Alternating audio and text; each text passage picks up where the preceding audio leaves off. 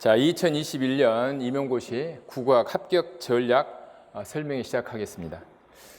예, 전략 그러는데 저는 개인적으로는 이 전략이라는 말이 영 마음에 안 들어요. 전략이라는 말이 이제 어디서 들어왔냐면 국어 교육학에서 보면 뭐 읽기 전략, 뭐 쓰기 전략 이렇게 나오죠. 그래서 제가 교육학 처음 볼 때 왜 전략이라는 용어를 쓸까? 전략은 전쟁 용어인데 싸울 때 쓰는 거죠. 어떻게 싸워서 이기느냐. 이기려면 남을 죽이고 내가 살아야 돼요. 그래서 전략이라는 말이 굉장히 마음에 안 들었는데 좀 살다 보니까 사는 게 다 전쟁이구나. 전략을 잘 써서 아주 냉정하지만 네가 떨어져야 내가 붙어요. 나만 잘해서 되는 건 아니고 내가 시험을 망쳤는데 다른 사람이 다 망쳤어. 그럼 누가 붙어요? 내가 붙어. 이게 굉장히 냉엄한 현실이구나. 그런 생각이 들어요. 그래서 우리가 일단 임용고시를 준비한다는 것은 임용고시의 전쟁터에 들어온 거예요. 여러분들은 지금 전쟁을 하는데 어떻게 전략을 잘 써서 내가 살아남느냐. 이 방법을 배우기 위해서 여기 있는 거예요. 좀 살벌하죠? 그래서 생존 경쟁이 아니라 이건 생존 전쟁이다. 이런 생각이 들어요. 여러분들 어떻든 이 시험을 준비하면 살아남아야 되죠. 합격해야 살아남는 거죠. 그럼 어떻게 해서 살아남느냐? 자, 여러분들 그 손자병법에서 제일 먼저 나오는 거 뭐예요? 전쟁 이기려면 뭘 해야 된다 그래요? 지피지기면 백전백승이다. 지피지기. 제일 중요한 게 너를 알고 나를 안다예요. 이것만 하면 절대 안 진다는 거죠. 여러분 여기 왜 왔어요? 나를 알기 위해서 왔어요? 너를 알기 위해서 왔어요? 너를 알기 위해서 왔죠. 임용고시가 뭔지를 알아야 된다는 거죠. 임용고시가 뭔가, 내가 어떻게 준비해야 되는가, 그걸 알아야 그 다음 단계로 갈 수가 있다는 거예요. 근데 굉장히 어려운 일이에요. 백전백승이라 했는데 우리나라 영웅들 중에서 정말 전쟁에서 한 번도 안 진 사람 있죠. 누구예요? 이순신 장군. 23전 23승. 왜 안 됐을까요? 너무나 적에 대해서 잘 알고 자기에 대해서 잘 알았어요. 그러니까 아예 질 전쟁을 하지 않은 거죠. 이기는 방법 간단해요. 질 전쟁은 안 하는 거죠. 여러분 임용고시 잘 보세요. 내가 이것을 이겨 먹을 것인가, 못 이겨 먹을 것인가. 근데 도저히 이거 못 이겨 먹겠다 그러면 어떻게 해야 돼요? 빨리 도망가야 돼요. 그래서 전쟁에서 못 잊어먹겠다 그러면 뭐 해라 그래요? 전쟁에 여러 가지 계책들이 있어요. 1부터 35가지가 있고 마지막에 36개가 있어요. 36번째의 계책 뭐예요? 주랭랑이에요. 주랭랑도 좋은 방법이에요. 안타까운 건 제가 1월부터 시작해가지고 9월, 10월 갔는데 10월달 다 돼서 주랭랑 치는 사람이 있어. 10월달 다 돼서. 선생님 안 되겠어요. 물론 여러 가지 이제 이유들이 있겠죠. 부모님 장학금이 동이 났어요. 내가 학원 다니면서 그렇게 저금해서 데뷔를 했는데 돈이 다 떨어졌어요. 도저히 어떻게 해볼 수가 없어. 뭐 이런 경우도 있고. 1, 2월 공부할 때는 머릿속에 그냥 산처럼 쌓이는 것 같았는데 9월, 10월 될수록 남아있는 게 하나도 없는 것 같아요. 이렇게 해서 포기한 사람도 있고 장수생들은 우울증이 와서 포기하는 경우도 있고. 그래서 내가 그래요. 그래도 지금이라도 주랭랑 쳐서 다행이다. 아니라는 걸 알면 빨리 도망치는 것도 한 계책이다. 이런 말을. 지금 합격 설명회를 들어왔는데 주랭랑을 이야기하고 있으니까 조금 말이 안 되는 것 같지만 잘 알아야 된다는 거예요. 내가 이것에 도전해서 이 싸움에서 이길 만한가? 그렇지 못한가? 이것을 잘 판단하시라고 이 설명을 하는 거예요. 그래서 철저하게 이 상대에 대해서 분석을 해야 돼요. 이 임용고시에 대해서 분석을 해야 돼. 그냥 드립다 하는 것이 가장 나쁜 거예요. 모든 게 다 마찬가지. 심지어 연애를 할 때도 연애에 성공하려면은 분석을 해야 돼요. 연애가 상대방에 대해서. 그래야 성공할 수 있어요. 실패하는 사람들의 공통적인 특징. 드립다 한다. 드립다. 절대 이제 그래서는 안 돼요. 자, 그래서 첫 번째 너에 대해서 알아보면 첫 번째는 이 임용고시의 성격을 알아야 돼요. 여러분들 이제 여기 오기 전에 임용고시를 내가 준비해야 되겠다 이렇게 생각하면 적어도 어떤 유형의 문제가 나온다, 어떤 유형의 문제가 몇 개 나온다 이 정도는 이제 다 아시고 오셨을 거예요. 그래서 작년까지는 기입형, 서술형, 논술형 세 가지로 이렇게 나오다가 그래서 8개, 또 13개, 1개 이런 식으로 배분이 됐었는데 이번에는 기입형, 서술형, 논술형이 없어졌죠. 아마 채점사항의 어려움 때문에 그랬을 거예요. 그래서 6개 하고 그 다음에 17개가 돼버렸죠. 굉장히 많아졌어요. 그래서 이 서술형을 어떻게 공략할 것인가 이게 굉장히 중요한 문제예요. 여러분들 그래서 임용고시를 준비하는 내내 기입형도 물론 중요하지만 기입형은 이제 공부가 되어 있으면은 핵심을 찾아내는 게 그렇게 없지는 않은데 서술형은 알고 있더라도 어떻게 서술하느냐가 굉장히 중요한 문제죠. 거기에 초점을 맞춰서 준비를 해야 된다는 거예요. 아주 세밀하게. 그래서 제일 안타까운 게 막 0.1점. 내가 같이 하면서 진짜 0.1점. 문제가 쉽게 나오면 제일 어려움이 뭐냐면은 합격점 근처에 많이 모여 있다는 거예요. 그래서 희망 고문을 해요. 아, 내가 이번에 거의 근접했어. 겨우 한 1점 차이야. 내가 내년에 조금만 더 하면 이거 극복할 수 있어. 이렇게 또 해요. 근데 문제가 쉽게 나오면 또 그 합격점에 걸려버려요. 그래서 그런 거 보면 문제가 좀 어렵게 나오는 게 좋지 않을까 이런 생각이 드는데 이제 너무 어렵게 나오면 사람들이 쉽게 접근하기 힘들겠죠. 그래서 합격점 근처에 있는 그 사람들보다 내가 나을 수 있는 게 뭔가. 그것은 어떻게 보면 지식적인 차원보다는 어떻게 효과적으로 기술을 하느냐. 출제자가 요구하는 방향으로 기술해 나가느냐. 이것이 중요한 거예요. 일단은 기본적인 지식을 다 습득하되 그 다음에 내가 이것을 어떻게 풀어먹을 것인가. 이것을 늘 고민하면서 해야 된다는 거죠. 아주 세밀한 부분에. 흔히 요즘 디테일 그러죠. 모든 디테일이 살아있어야 돼요. 그 작은 차이에서 0.1점이 결정이 돼요. 자, 그래서 이 문제를 우리가 이게 어떤 놈이냐 너는 알려면은 일단은 기출문제 다 분석해 봐야 돼요. 그래서 올해 기출문제부터 보면 이제 기입형, 서술형 해서 기입형이 6개, 서술형이 17개.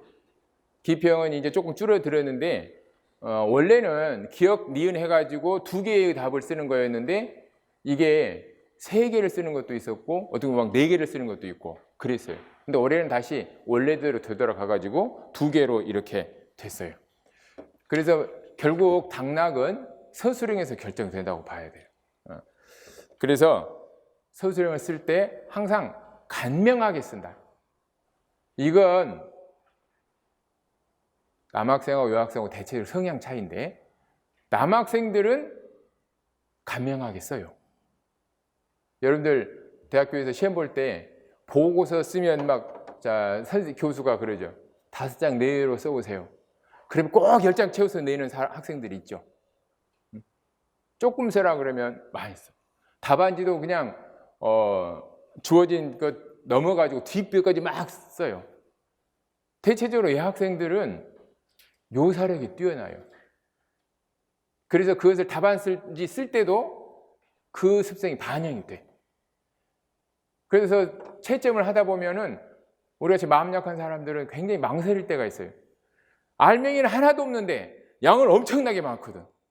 와, 이걸 점수를 안 주자니 너무 야박한 것 같고, 점수를 주자니 정확하게 간명하게 쓴 사람에게 조금 불리한 것 같고, 이럴 때가 있어요. 근데 임용고시에서는 그게 딱 200자 내외로 이렇게 나오기 때문에 많이 쓰면 손해예요. 흔히 사족이라 그러죠. 앞에 부분 잘 썼는데 뭔가 더 쓴다고 쓴 게 딴 데로 세버리면 훨씬 손해라는 거죠. 그래서 간명하게 쓴다는 것은 남학생들보다는 여학생들에게 꼭 틀리는 거예요. 내가 많이 쓰려고 한다, 이 생각을 버려야 돼요. 꼭 중요한 것만 쓴다. 그렇게 써야 돼요. 자, 난이도 분석 두 번째 보면 영역하고 난이도 분석을 제가 2016년부터 20년까지 이렇게 해봤어요. 근데 딱 보면은 현대하고 중세하고 비율이 딱 나오죠. 이 4대 2예요. 그리고 반드시 빠지지 않는 게 의문론이죠. 의문론. 근데 그 밑에 이제 형태동사론이 두 문제 나올 때도 있고 세 문제 나올 때도 있고, 그런데 의미론은 제가 재작년에 한번 그 임용고시 설명할 때 계속해서 의미론이 안 나왔으니까 올해쯤 나올 거다 하는데 작년에 이게 딱 나왔어요. 그럼 내년에는 나올 거야, 안 나올 거예요? 올해 안 나왔는데 내년에도 나올 가능성이 좀 없죠. 앞에 의문론, 형태통사론 이게 치중하다 보면 의미론은 한번 나왔으니까 한 2, 3회는 거릴 가능성이 있어요. 근데 그 밑에 보면 어문 규정은 계속 안 나오고 있죠. 한 번쯤 나올 거야, 안 나올 거예요? 난 작년에도 의문론이나 형태론과 결부돼서 어문 규정이 한번 나올 거다, 이렇게 예측을 했는데 안 나왔어요. 근데 올해 또 한 번 예측을 해야 돼요. 계속 안 나왔으니까 이것만 단독으로 나오기는 어려워요. 그러면 의문론하고 형태론하고 결부시켜서 나올 가능성이 되게 크다는 거죠. 그러니까 어느 것도 전혀 손을 안 댈 수는 없어요. 근데 중요한 것 중심으로 이렇게 하는 거죠. 자, 그 다음에 중세국어 보면은 의문론이 띄엄띄엄 나와요. 17년 나오고 19년 나오고 올해 안 나왔어요. 그럼 내년에 나올 거야, 안 나올 거야? 나오겠죠. 내년에는 중세국어 의문론이 단독으로 나오든지 현대국어 의문론하고 합쳐져서 나오든지 나올 가능성이 매우 크다는 것. 그 정도는 우리가 예측해 볼 수 있겠죠. 그리고 중세국어에서 안 나온 게 지금 국어사예요. 국어사가 2016년도에 한 번 나오고 계속 안 나왔어요. 근데 이것도 나올 가능성이 꽤 높겠죠? 근데 이제 국어사는 다행히 내용이 깊지는 않아요. 그래서 국어사 준비할 때는 너무 깊이 들어가면 다른 거 공부하는데 방해가 되니까 적절하게 안배를 좀 해야 돼요. 그래서 큰 틀을 보고 나오는 것 중심으로 이렇게 하되, 출제 가능성이 낮은 것들은 너무 깊이 있게 하지 않는다, 이런 전략을 짜야 돼요. 자, 그 다음에 이제 어떻게 구체적으로 국어학을 준비할 거냐. 여러분이 어떤 공부를 하든지 마찬가지지만은 전체를 보는 눈이 있어야 돼요. 전체를 보고. 나는 국어학을 모르니까 나는 1부터 시작해야 돼. 그래서 의문론만 딥답하고, 그 다음에 형태론 딥답하고, 의문론 한 두어 달, 형태론 한 두어 달, 형태통사론 두어 달, 이렇게 가는 방법은 아주 안 좋은 방법이에요.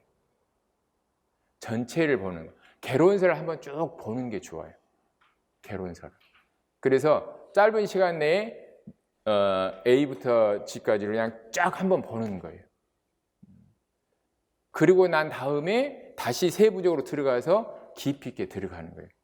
그러니까 전체를 보고 다시 부분을 보고, 부분을 보면서 다시 또 전체로 가야 돼요. 부분만 이렇게 또 보고 있으면 이 부분들이 전체와 어떤 관계를 맺고 있는지 이걸 놓치기 쉬워요. 그래서 항상 이게 들어갔다 나왔다 들어갔다 나왔다 이렇게 봐야 돼요. 그러니까 내가 1, 2월 달에 이제 강의하는 것은 대체적으로 단기 완성이에요. 전체적으로 한 번으로 보는 거. 깊이는 안 들어가지만 전체적으로 볼 수 있는 그런 강의를 해요. 그 다음에 3, 4월이 되면은 이제 부분적으로 깊이 들어가는 그래서 단기 완성하고 그 다음에 단권하고 이렇게 가는데 여러분들이 꼭 내 방식을 따르지 않다는 내 뭐 교재를 이렇게 보지 않더라도 이런 방식으로 가는 게 좋아요. 전체를 보고 그 다음에 집중해서 심화시키고 또 전체로 한번 보고 또 심화시키고 이런 방법으로 가는 게 좋아요. 그래서 이제 이런 틀 외에 그 다음에 우리가 꼭 해야 될 거 가장 기본이 우리가 이제 어떤 규범 문법 그러죠. 규범, 표준 문법. 학교 문법, 이 기본적인 것을 일단 완벽하게 숙지를 해야 돼요. 여러분들이 이제 뭐 대체적으로 그렇게 공부를 하겠지만 내가 권하고 싶은 것은 이 남기임 선생님하고 고영은 선생님이 쓴 표준 국어 문법론.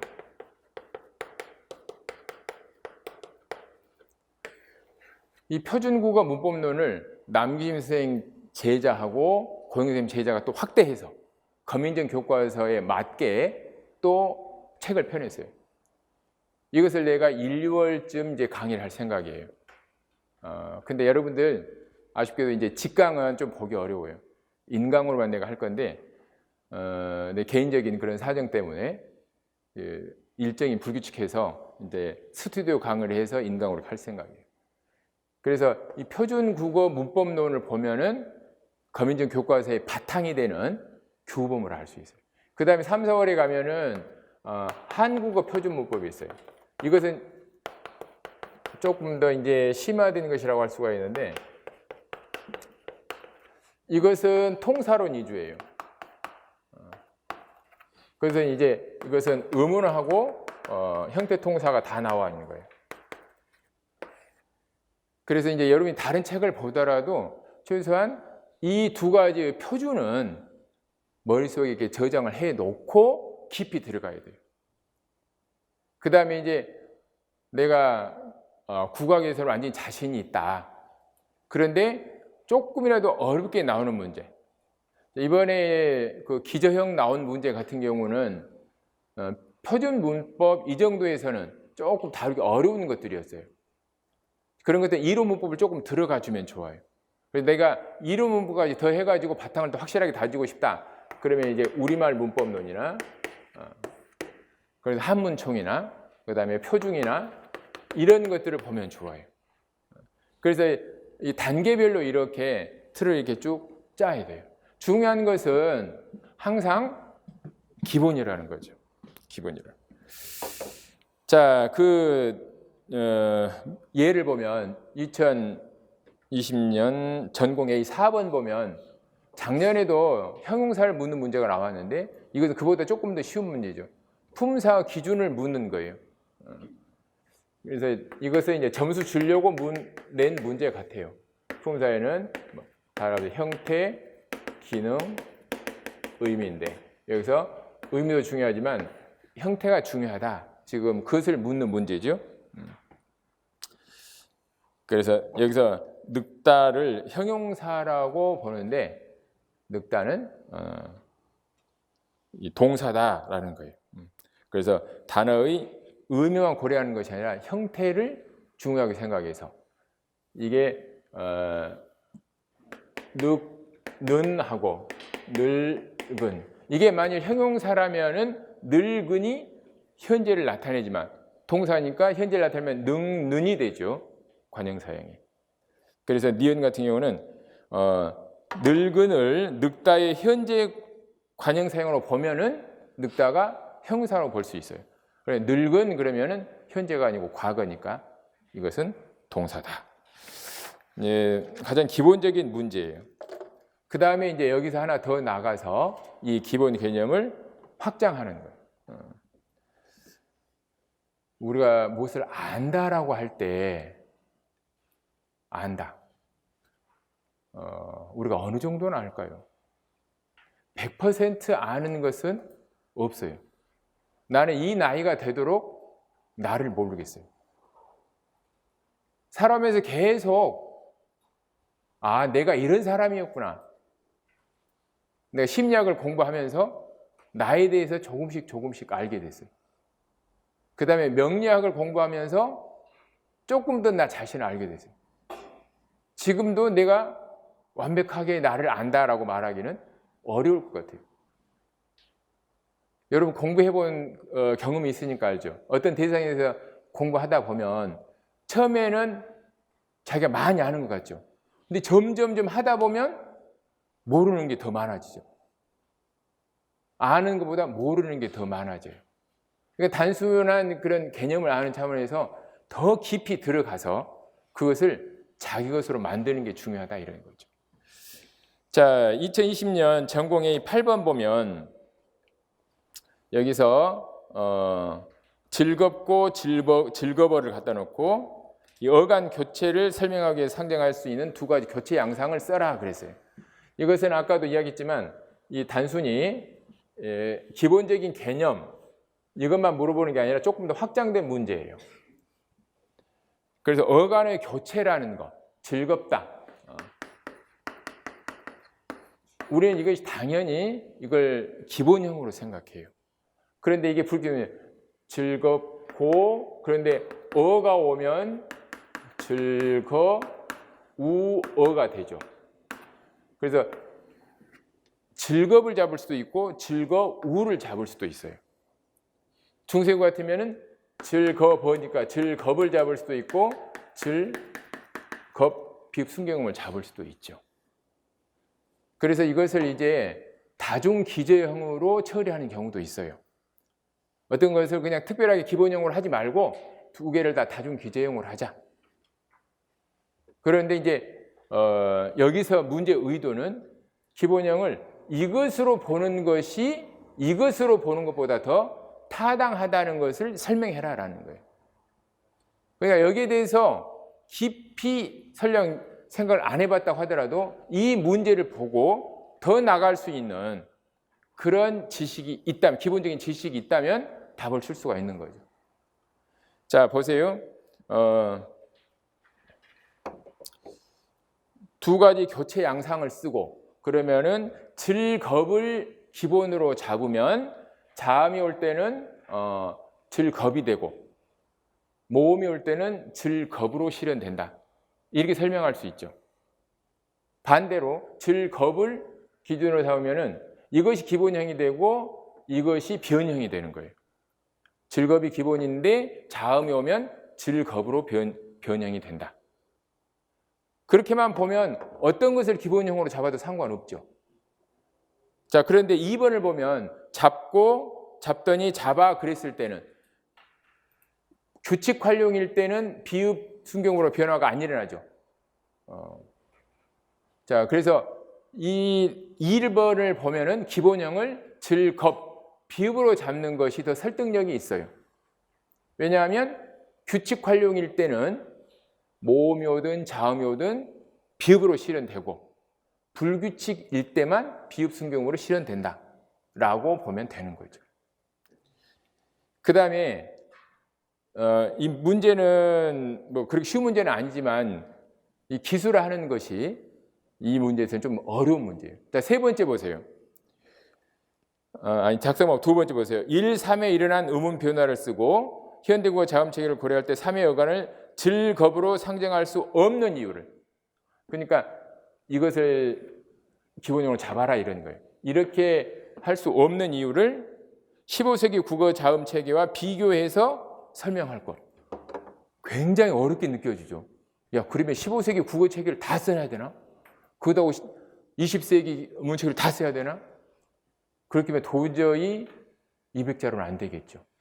음운 체계만 쓰는데도 막 몇백 자가 들어갈 거예요. 그래서 여기에서 그 한계 내에서 쓴다는 거. 핵심이 뭐예요? 비읍 순경음이 15세기 음운 체계에는 있지만 현대구에는 없다는 것. 그것만 써주라는 거예요. 그리고 비읍승 경음이 우로 변했다는 거예요. 그러니까 보통 의문으로 할 때는 비읍승 경음이 W죠. W. 근데 이 W 대신에 그냥 오나 우 이렇게 써도 되고 그냥 우 해도 되죠. 이렇게 변했다는 것만 써주라는 거예요. 그래서 아마 이거 현장에서 여러분들이 시험 볼 때는 이걸 어떻게 200자 내로 압축해서 쓸까? 굉장히 고민이 많았을 거예요. 자, 그 다음에 세 번째 보면 우리 문법에서는 이 자료를 이해하는 게, 해석하는 게 굉장히 중요해요. 그래서 우리가 중세국어 강독을 열심히 하죠. 문제가 그렇게 막 어렵게 나오지는 않는데 그래서 강독을 소홀히 할 수가 있어요. 근데 난 여러분에게 강독은 계속 꾸준히 해 나가라고 권하고 싶어요. 그래서 한꺼번에 많이 한다고 해서 금방 느는 게 아니고 조금씩 해서 중세국어 자료들하고 잘 익숙해지는 게 중요해요. 익숙해지는 거. 이것도 아주 뭐 몇 개 안 돼요. 몇 개 안 되는데, 자, 자료를 먼저 보세요. 구이 무자바샤대 무스게 쓰시리. 많이 보는 그런 낱말이죠. 무스게. 그럼 무스 플러스 에라는 거. 이 정도 우리가 분석할 수 있죠. 그 다음에 한 것을 하나의 다외에 맹갈하시며, 자, 다외다. 다외에 개가 붙은 거예요. 애지만 반몸 이 뒤에서 기억이 약화된 거죠. 그러니까 이럴 때 여기서 이제 개로 분석을 해야 돼요. 자, 애지만 실제 쓰면 개로 이렇게 표기가 돼 있어요. 그 다음에 개지만 실제로는 애로 표기가 돼 있어요. 겉으로 드러난 것에 현혹되지 말아라라는 거죠. 이 정도 이제 분석 능력은 강독이 안 돼 있으면 이거 찾아내기 어렵다라는 거죠. 웬만큼은. 그 다음에 세 번째 보면은 이게 제일 어려운 건데, 날개 두이켜. 두이치다 하는 것은 뭐 번드치다, 뭐 이게 뒤집다 이런 말이에요.